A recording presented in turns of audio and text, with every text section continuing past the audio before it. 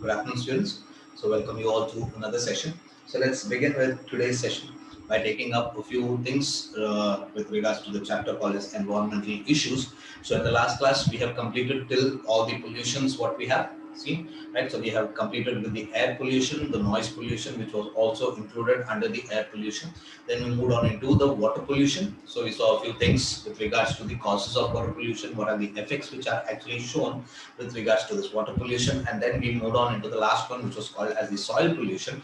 Again, with regards to soil pollution, we saw a few things with regards to the solid wastes, the municipal solid waste, the industrial solid waste, how do we control this solid waste, all a few things we have seen, and also we have taken up with the radioactive pollution in the previous session, right? So these were the different types of pollutions what we have seen till the last session, right? Today let's begin with the topic called as the global warming, right?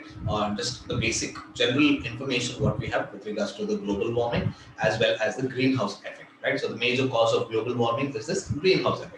So we are all very much familiar with the greenhouse effect as well as the global warming, because we have been talking about this, or we have been studying about this from our schools, right? So just recap or just refreshing your minds with regards to the global warming as well as the greenhouse effect what we have. So let's begin today's session by taking up with the greenhouse effect as well as the global warming.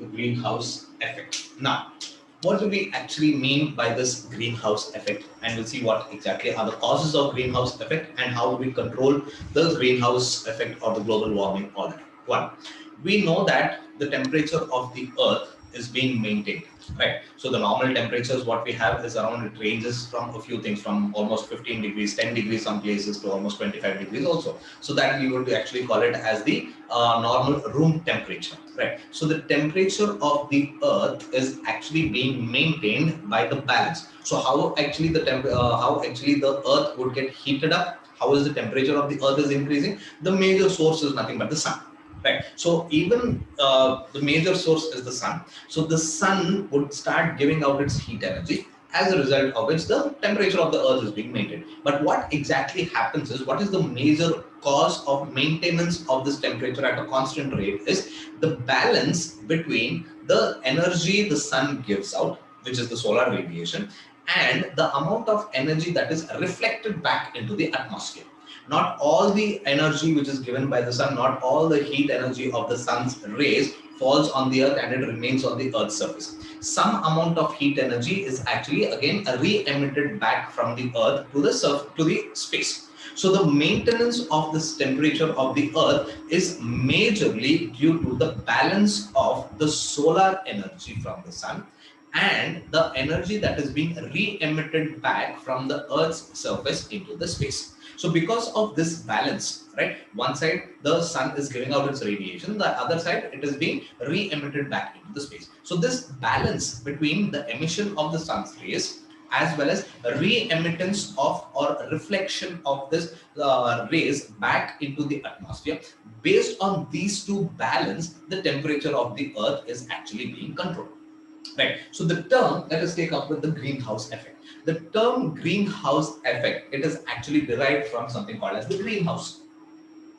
Right. So the greenhouse effect is derived from something called as the greenhouse. Now, what do we actually mean by greenhouse? Most of you all would have actually seen a greenhouse, right? So greenhouse is nothing but a small glass-like house, right? It is a small glass-like house which is majorly used for growing the plants, especially during the winter season, right? So the glass house like structure which is majorly used for growing the plants, especially in case of winter, we would start actually calling that as the greenhouse, right? So the same principle which is followed in the greenhouse is also being followed on the earth for maintaining the temperature of the earth. That's the reason why we are calling it as the greenhouse effect. So what exactly happens in this greenhouse? Since I just told you that greenhouse is nothing but a glass-like house. So as and when the glass is actually pressed, we know that it is a glass house. This particular glass panel that is present, it would allow the movement of light inside through this glass panel, but it does not allow the heat to escape out of the greenhouse. Right. So what exactly is this glass panel actually doing? It is allowing the light to enter inside the greenhouse, and at the same time it does not allow the heat energy to escape to the outside. As a result of which, what is exactly happening? Since the heat is not able to escape to the outside, there would be built up of heat inside that particular house. The greenhouse would start getting warm. Right. So this we start actually calling it as greenhouse. One simple example we can take. You just take a car and you park it in some parking lot. You close all the doors and windows and leave it in the parking lot for almost 2 to 3 hours. After you return and open the door, you would find that the car would be very, very hot towards the inside. Right. So you start opening the doors and windows, everything, so that the heat, whatever is there inside the car, will be sent out. Then you start putting on your air conditioner, all that. Right. So what exactly is happening here in this particular car? Again, the same greenhouse effect is actually seen. So the glass windows that is actually present in the car, it is allowing the light to pass through it. As and when the light energy passes through it, along with the light energy, the heat energy also is being contained. Right. So light is able to pass through, but heat is not able to move out of it. As a result of which, the temperature inside the car would start increasing. The car inside the car, it would start becoming warm. Same effect is seen even in the greenhouse also when we start growing the plants, especially in case of winter. In case of winter, since the temperatures are said to be very, very less, what exactly we are doing? We are increasing the temperature of the greenhouse so that the plants are able to grow well. So the same type of effect usually is seen in the nature also. So the naturally occurring greenhouse effect is actually seen in nature. And that naturally occurring greenhouse is the one which is responsible for maintenance of the normal temperatures on the planet Earth. It is because of the greenhouse effect. The temperature of the Earth is actually maintained. So in your books, it has been given as it has been maintained at 15 degrees centigrade. Right? So the reason why it has been maintained at 15 degrees centigrade, it is because of the greenhouse effect. Right? So through this greenhouse effect, which is a naturally occurring process on the planet Earth, the temperature is being maintained at 15 degrees centigrade. What the scientists say is, if the greenhouse effect is not seen on the planet Earth, right? If the greenhouse effect is not seen on the planet Earth, what would happen? The temperature of the Earth would be very, very cold, and it would be almost minus 18 degrees centigrade rather than the 15 degrees centigrade what we have.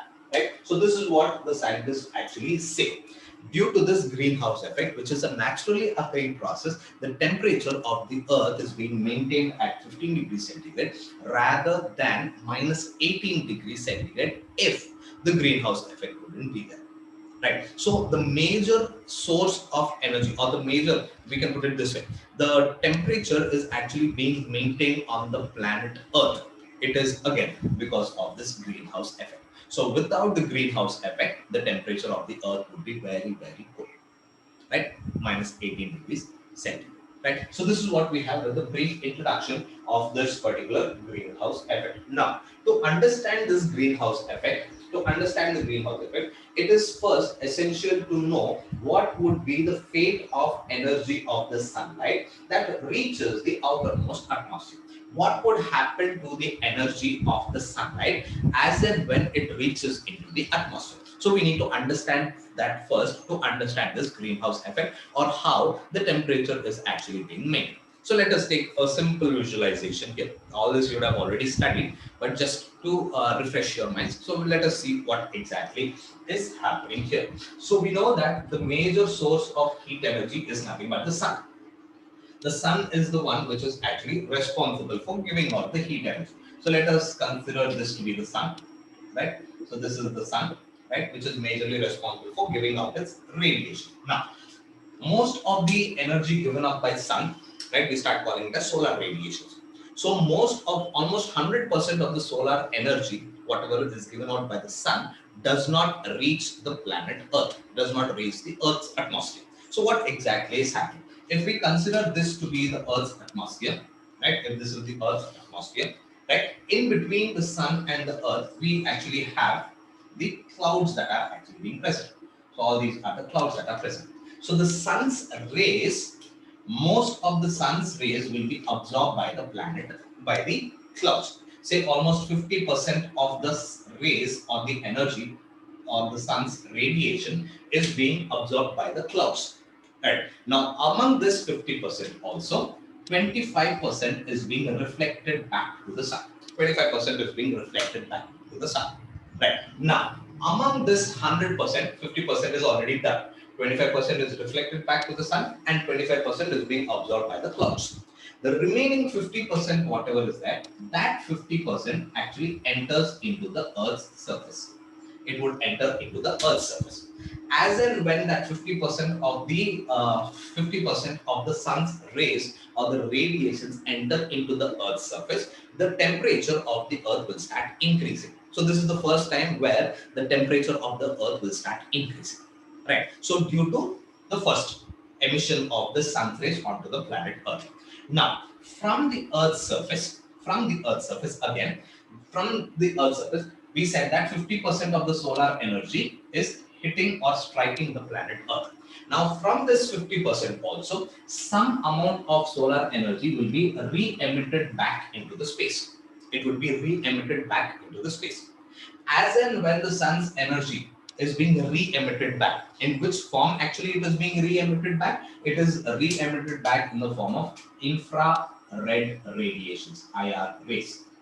Right. So whatever energy is actually reaching the planet Earth, as and when the energy hits the planet Earth, major part of energy is being re-emitted back into the atmosphere in the form of infrared radiations.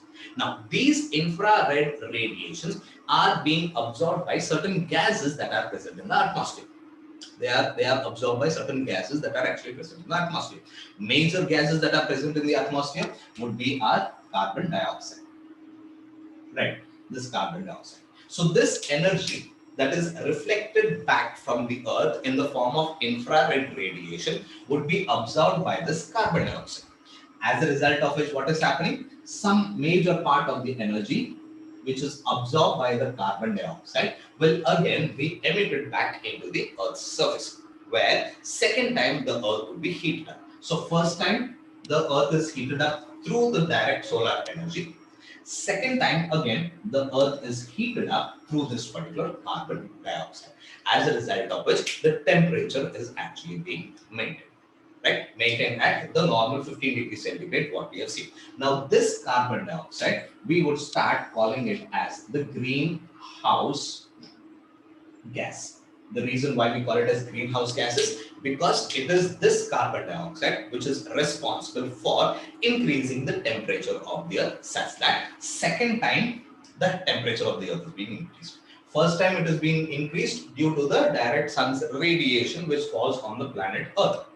But again, most of the energy from here is being reflected back in the form of infrared radiations.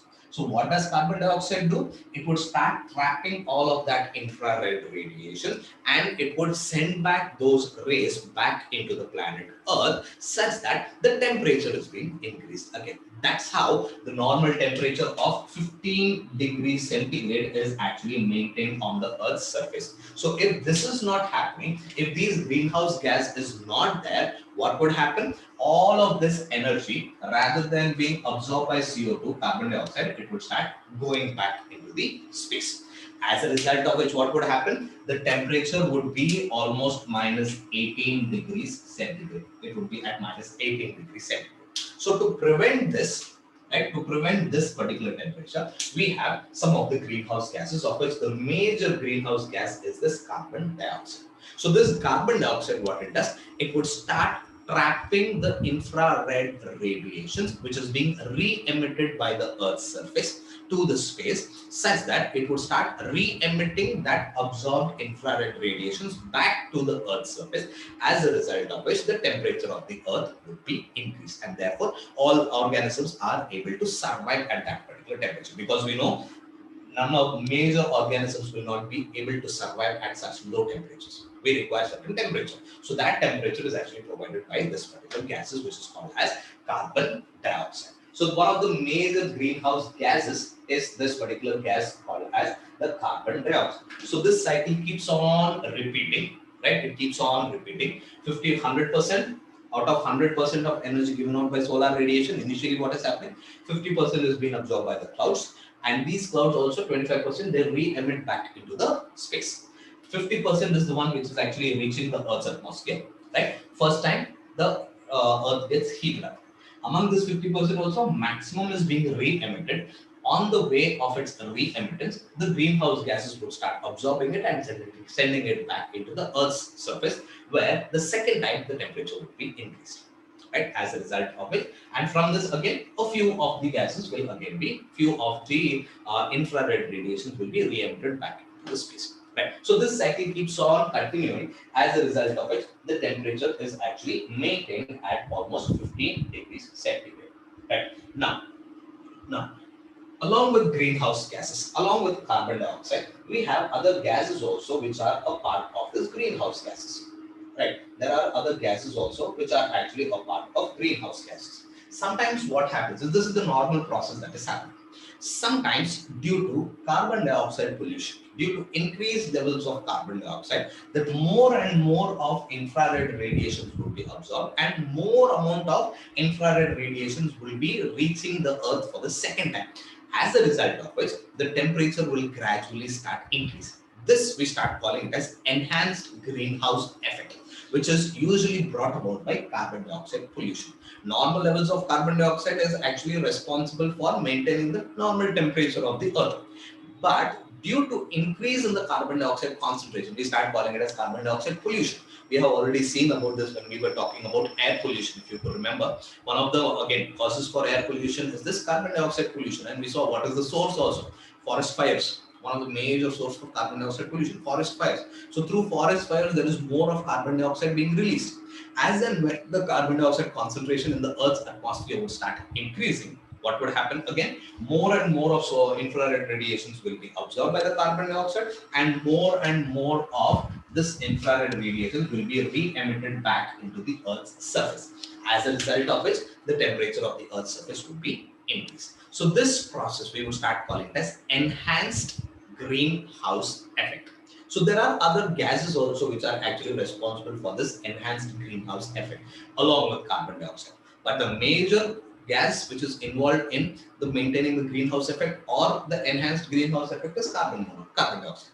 Among all the gases that are present, carbon dioxide alone, right? Carbon dioxide alone, it would constitute 60% of the greenhouse gases. It would constitute almost 60% of the greenhouse gases. Along with this, we have other gases also, such as methane, which constitutes almost 20% of the greenhouse gases. So carbon dioxide and methane itself together constitute 80% of all the greenhouse gases, which is actually responsible for this greenhouse effect. Right. Along with that, we have other gases, other chemicals also, other substances also. One is the CFCs, the chlorofluorocarbons, CFCs. This would constitute almost 14% of the greenhouse gases, and along with that, we have nitrogen oxides, N2O. This would constitute 6% of the major greenhouse gases. So whenever we talk about greenhouse gases, the major greenhouse gases are actually these four major greenhouse gases. One would be the carbon dioxide, methane, CFCs, as well as N2O. So what these actually do is they would start forming a layer. We actually call it as a blanket. They actually start forming a layer or a blanket, right? A blanket of gases, right? So they would start forming a blanket of gases over the earth and would start trapping more and more of this infrared radiation. As a result of it, it would start leading to the increase in the temperature of the earth's surface. Now this increase in the temperature of the earth's surface, we would start calling it as global warming, right? So increase in the temperature of the earth due to enhanced greenhouse effect, we would start calling it as global warming. Normal greenhouse effect is very, very essential for the survival of any organism, either the flora or fauna, because the temperature has to be maintained at 15 degrees centigrade. But due to these pollutants, increase in the concentration of CO2, CH4, CFCs, as well as N2O, what exactly is happening is there is a blanket of these gases which are formed over the Earth's surface, as a result of which they would start trapping more and more of infrared radiations, and they would start re-emitting those rays back into the Earth's surface, gradually increasing the temperature. So this increase in the temperature of the Earth's surface due to increased concentration of these gases or due to enhanced greenhouse effect, we would start calling it as global warming. Now, what could be the outcome of global warming? What could be the outcome of global warming? So let us quickly go through the possible outcomes of global warming. So we have understood what greenhouse effect is, and we have seen also what are these greenhouse gases all right. Now, what would be the outcome of greenhouse gases or greenhouse effect? Enhanced greenhouse effect would lead to something called as global warming, which is nothing but the increase in the temperature of the Earth's surface. So this increase in the temperature of the Earth's surface, we start calling it as global warming. So what could be the possible effects of global warming? So let us take up with the effects of global warming. Now, what effects does global warming bring, or what effects does the increase in the temperature of the Earth's surface do? First of all, due to increase in the temperature of the Earth's surface, right? Due to increase in the temperature of the Earth's surface, there is melting of glaciers happening. Melting of glaciers, right? Due to this melting of glaciers as well as the polar ice caps, what exactly is happening again? There is a rise in the sea level, right? There is an increase in the sea level. So due to this increased temperature, what exactly is happening? There is melting of the glaciers as well as the polar ice caps. Due to this, the sea level will start increasing. Now, what happens if the sea levels increase? If the sea levels increase, there would be increased floods in low-lying areas. There will be increased floods in low-lying as well as the coastal areas or the coastal regions. So due to this increase in the sea levels, there is increased floods in the low-lying as well as the coastal areas. Now, along with that, there is also increased drought seen. There is increased drought, and also along with increased drought, there is also deterioration. There is also deterioration of the water quality. There is deterioration of water quality again seen. Now, along with this, there is one more thing also happening. Due to all of these, due to increase in the temperature especially, there is increase in the forest fires. There is increase in the forest fires. We have just seen, right? One of the major cause of increased levels of carbon dioxide is forest fires. So again, because of increased forest fires, again, there is more and more of carbon dioxide released. As more and more carbon dioxide is released, what would happen? Carbon dioxide levels concentration will start increasing. As then when the carbon dioxide concentration increases, again, the enhanced greenhouse effect is actually seen. Forest fires is seen. So recently also there is a forest fire happening, right? Especially in case of California. For more than a month, the forests are being burned. Several hectares of land, right? Several thousands of hectares of land is being lost because of the forest fires, right? So this forest fires, increase in the forest fires, what does it do? It would lead to loss of the wildlife. It would lead to loss of the wildlife, and also it would lead to loss of biodiversity. It would lead to loss of wildlife as well as loss of biodiversity also.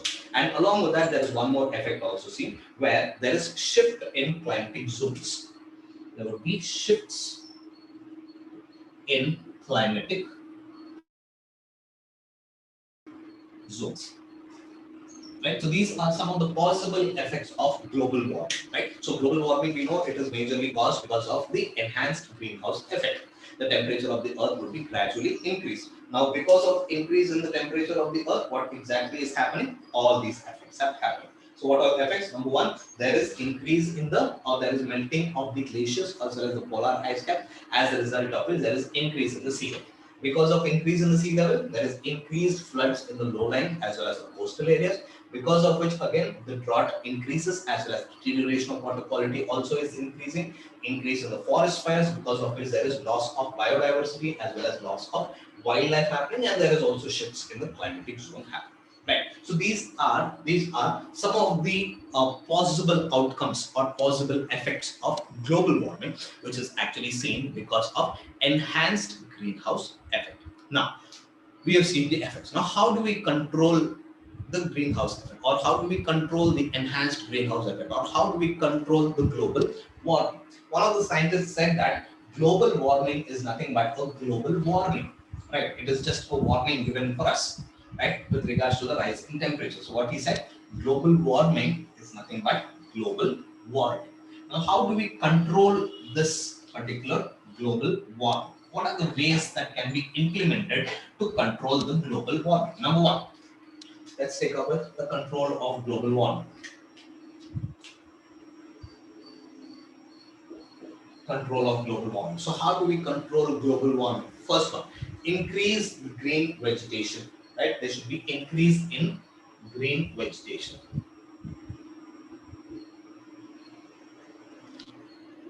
Now, what do we mean by increase in green vegetation? Increase the process of afforestation as well as reforestation, right? So, what do we mean by afforestation? We have been very much using about these terms, deforestation. We'll talk more about deforestation in our last topic after we are done with this, right? So, we need to increase the green vegetation, right, through the process of afforestation as well as reforestation. Afforestation is prevent cutting of trees. Reforestation is start growing more of trees, more of plants. Right. So we have to increase in the green vegetation. What does increase in green vegetation do? Due to increase in the green vegetation, as more and more plants are being planted, what would happen? These plants will start absorbing more of carbon dioxide, because the major culprit for enhanced greenhouse effect is nothing but carbon dioxide. So if carbon dioxide levels has to come down, what should happen? There should be more plants grown. That is the reason why most of the governments in India, especially, right, they are creating awareness of planting trees, right? So they are conducting a lot of programs, also campaignings, also planting the trees, right? So through planting enough of trees, the levels of carbon dioxide in the atmosphere could be reduced. As a result of which, the enhanced greenhouse effect will be reduced. As a result of which, the global warming also will be reduced. The temperature will again be maintained. Now, this is one way how we can control the enhanced greenhouse effect or the global warming. Second one, less utilization of CFCs. Less use of CFCs, that is the chlorofluorocarbons, or we can completely stop using the CFCs and look for another alternative for CFCs. Right. So less utilization of this CFCs. Then, along with that, less use of fossil fuels. Fossil fuels, because we know, right, we have already studied about this fossil fuels. One of the major sources of air pollution is nothing but fossil fuels, such as hydrocarbons, nitrogen oxides. So all that is because of the fossil fuels. So limited use of fossil fuels or restricted use of fossil fuels or minimizing the use of fossil fuels can again reduce the global warming.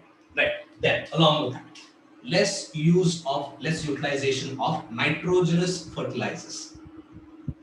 Nitrogenous fertilizers. Nitrogenous fertilizers are the major cause of nitrogen oxide pollution.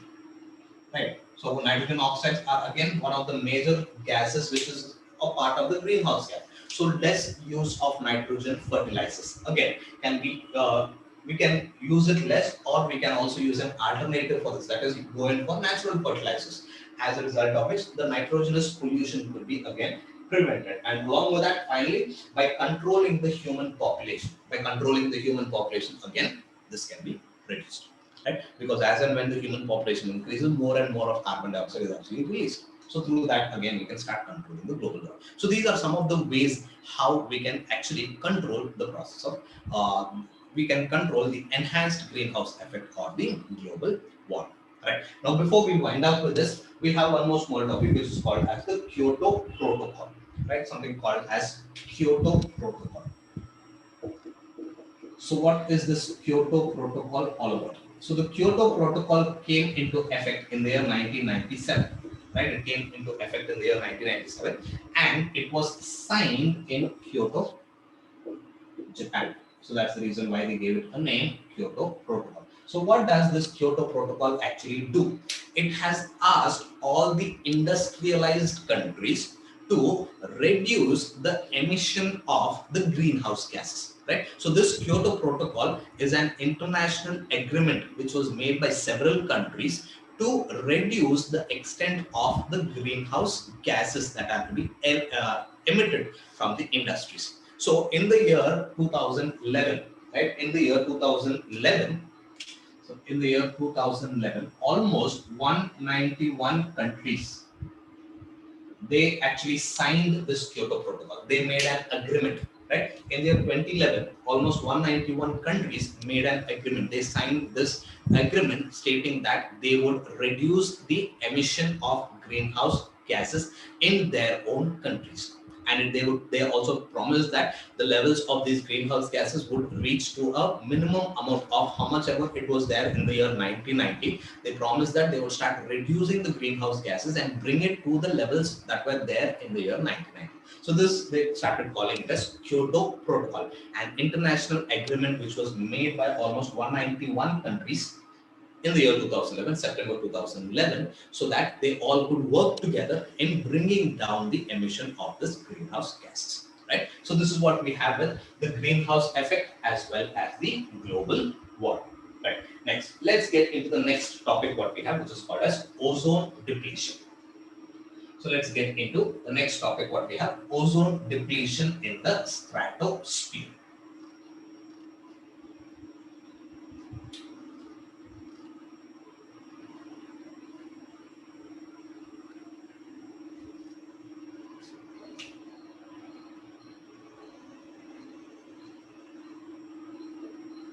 The ozone depletion.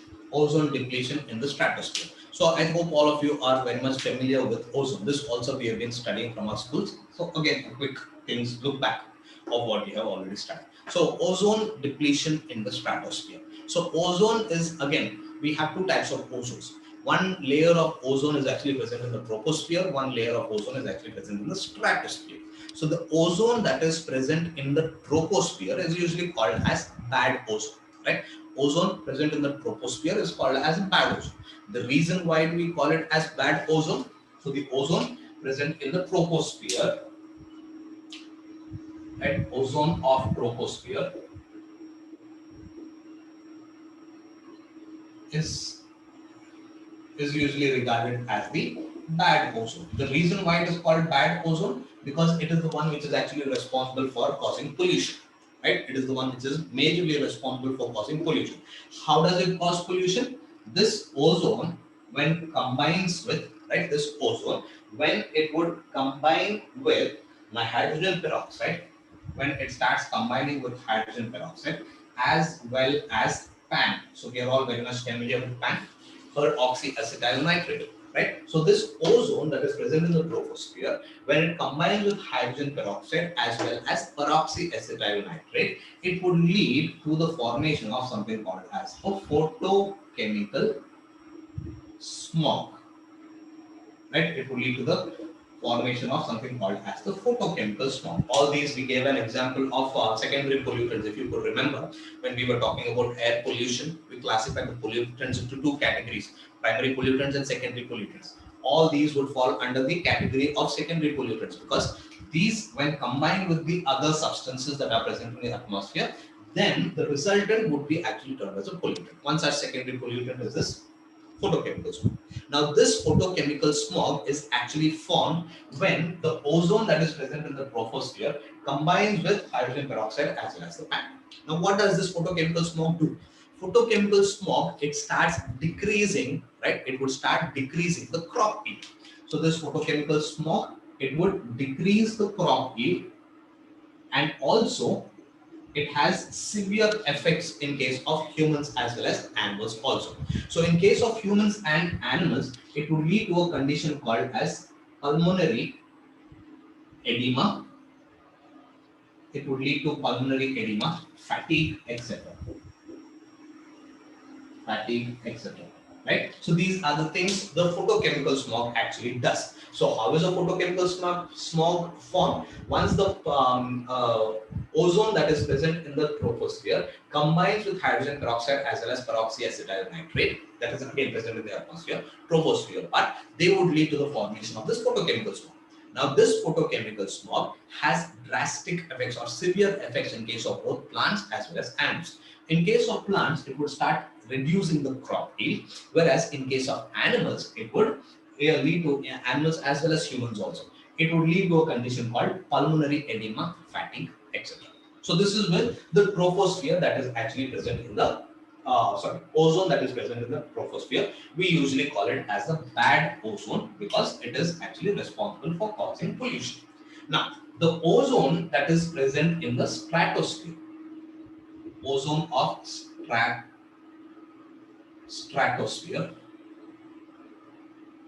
stratosphere, and ozone that is actually present in the stratosphere. This ozone is usually regarded as the good ozone. The reason why it is called good ozone because it would start forming a shield, right? It would start forming a shield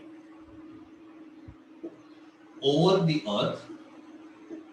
It would start forming a shield over the earth, protecting the earth from the harmful UV rays.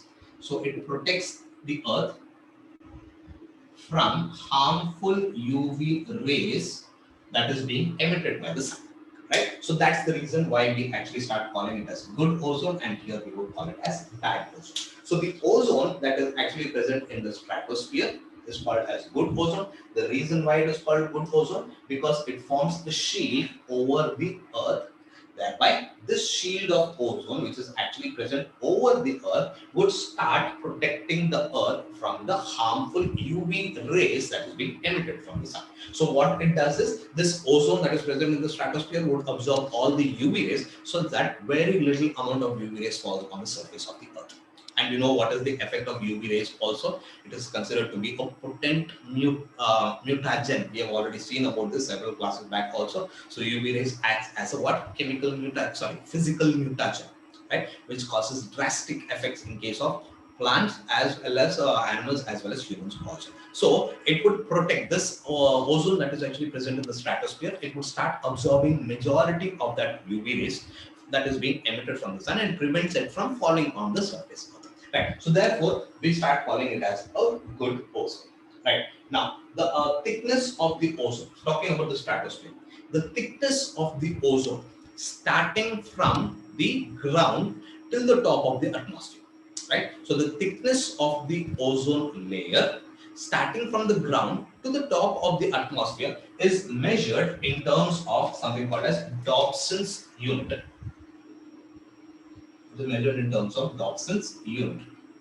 Right? So this is how we actually measure the ozone, that the thickness of the ozone. We call it as Dobson unit, DU. Right? So what is this Dobson unit? The measure of ozone. The thickness of the ozone that is seen from the ground to the top of the atmosphere. We usually measure it in terms of Dobson units. Now, what is the reason for ozone? We are actually talking, whenever we talk about ozone depletion, we are talking about this ozone that is actually present in the stratosphere. I told you, right? It forms a shield over the earth, protecting the earth from the UV radiation. So whenever we talk about ozone depletion, we are talking about the ozone of the stratosphere. So what exactly is happening is there is depletion of ozone present in the stratosphere. And we'll see what is the reasons for that depletion as well as the what are the effects that are caused because of the depletion in the ozone layer. So let's get up first with the reasons for the ozone depletion. So the major reason for ozone depletion in the stratosphere is pollution, right? The major reason for the ozone depletion in the stratosphere, it is majorly pollution. Pollution of what? Pollution of the earth with a few chemical substances, with a few chemicals such as, right, the major pollutants that is responsible for ozone depletion in the stratosphere, we usually call them as ozone depleting substances, ODSs. ODSs are nothing but ozone depleting substances, right? They are called as ozone depleting substances which are actually seen on the surface of the earth. Some of the major ozone depleting substances what we have, right? Some of the major ozone depleting substances what we have are CFCs, chlorofluorocarbons, right? So these CFCs, chlorofluorocarbons, along with nitrogen oxides, we have nitrogen oxides. It could be either nitric oxide or nitrate, it could be any of the nitrogen oxides. So these nitrogen oxides, along with hydrocarbons such as methane, so they would be termed as potent pollutants of the ozone depletion, right? So these are the most common ozone depleting substances what we have.